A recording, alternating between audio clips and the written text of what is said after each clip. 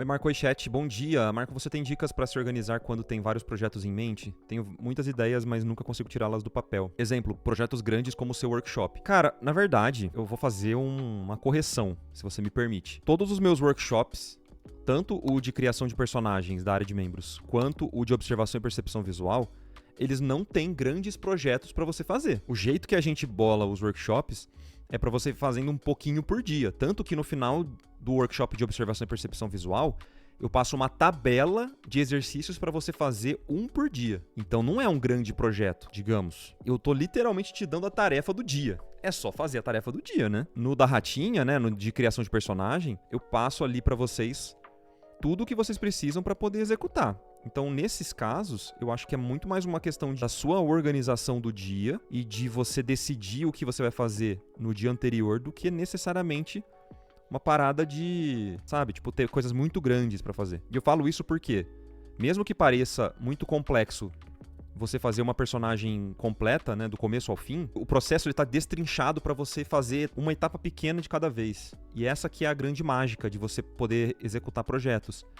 É você fazer um pouquinho de cada vez, ao invés de você querer fazer muita coisa junto. É um passo. Então, tenta pegar esse projeto grande e separar em fases menores. E sempre com uma data de entrega, sabe? Tipo, se comprometa, se não com você, com outras pessoas, a sempre ter uma data de entrega para esses projetos. O que você tá me falando me soa muito mais como tipo, nossa, eu tenho muita vontade de fazer um monte de coisa, mas não consigo escolher qual. Aí nesses casos, pega o dia anterior, escolhe uma coisa pro dia seguinte e só executa. Não fica pensando o que você vai fazer quando você tiver o tempo livre, entendeu? Um grande erro é você ter a expectativa de você vai começar o seu dia, aí você vai começar a pensar o que você vai fazer nesse dia. Tá errado. Começa o seu dia já sabendo o que você vai fazer. É a melhor coisa do mundo.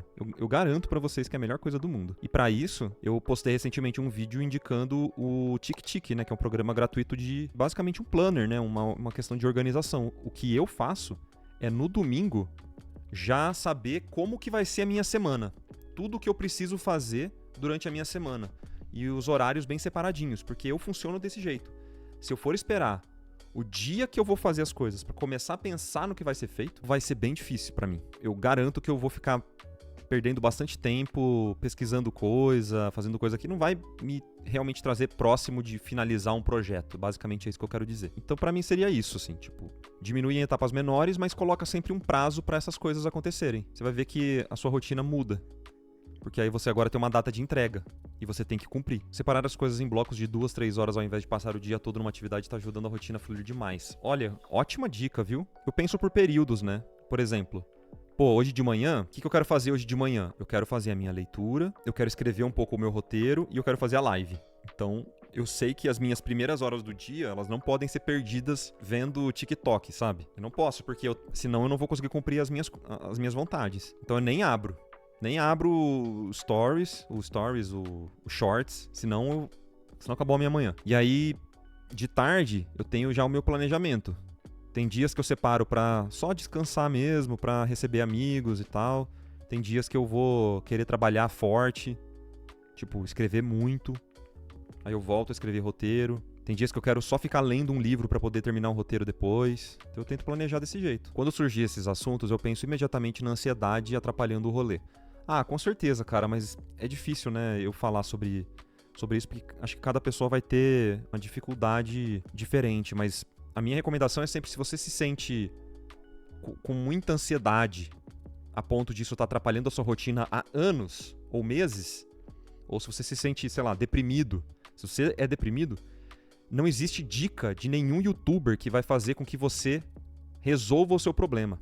Vai procurar uma ajuda de um psicólogo, de um psiquiatra. Não dependa de conselhos de youtuber. Então, se você está deprimido, ansioso e essas coisas estão te atrapalhando, procure ajuda. Procure ajuda de um psicólogo, procure ajuda de um psiquiatra. Eu já vi inúmeros casos de pessoas que nem sabiam que tinha alguma coisa, mas tinha tantas características e coisas que estavam atrapalhando a rotina, e eu sugeri a pessoa procurar um psicólogo, psiquiatra. Eu recebi muitos relatos já disso. De verdade, assim. A vida da pessoa muda completamente. Completamente. E é muito bom, é muito legal ver isso. Vinícius Viana disse: quais dicas vocês têm pra capturar likeness? Eu fico de cara de como vocês conseguem.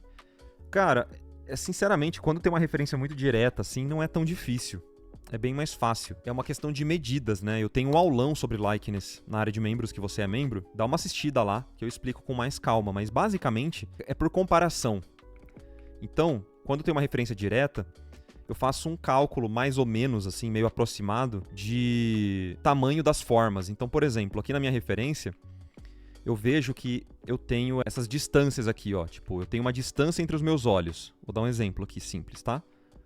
Vamos supor que eu vou usar essa distância como base. Uma coisa que você pode fazer é pegar essa medida e usar ela repetidas vezes para fazer uma comparação em outros lugares. Então eu sei que, por exemplo, o meu nariz ele tem que ser claramente maior do que a ponte entre os meus dois olhos. Uma coisa que você pode fazer também, que ajuda muito, traçar linhas verticais e horizontais. Então, se você sabe que traçando uma linha na parte interna do olho, se eu traçar uma linha vertical, ela vai dar basicamente um pouquinho dentro dessa narina. E aqui é a mesma coisa. Se você traça essa linha para cá, você sabe que o final da narina está um pouco para fora também.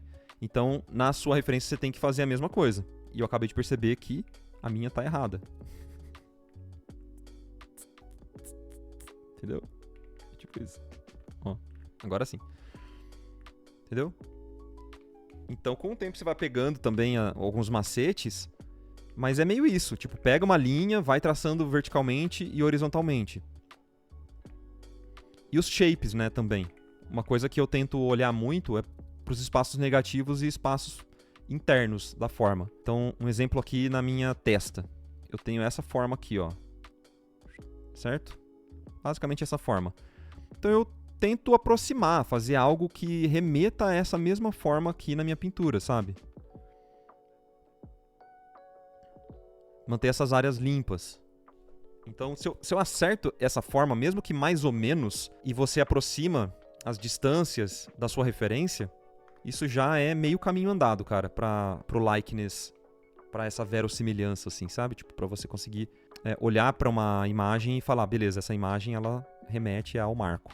No caso aqui. Mas, de novo, isso se aplica à natureza morta? Sim. Essa é a base do meu workshop, né? De observação e percepção visual. Isso é um exercício de observação simples, assim, pessoal. Não tem nada demais. É o basicão de desenho de observação.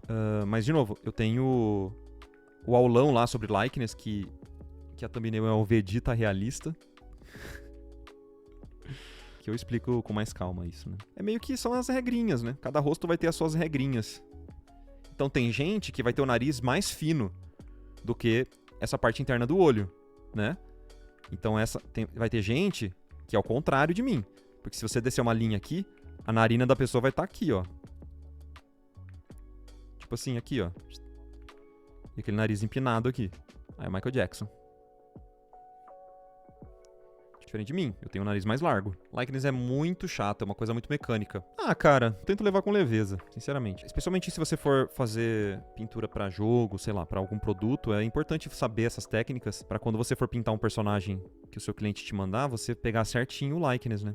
As proporções, isso é super importante de saber. Pelo menos. Esse foi um corte que está disponível na íntegra lá no nosso canal principal. Eu vou deixar o link aqui para você poder conhecer e embaixo eu vou deixar um link de um outro vídeo que talvez você possa se interessar. Não se esqueça de conhecer a nossa área de membros lá no nosso canal principal que financia esse projeto aqui no YouTube. E você pode conhecer todos os benefícios no site alaprimes.com.br. Um beijo, até a próxima e tchau, tchau.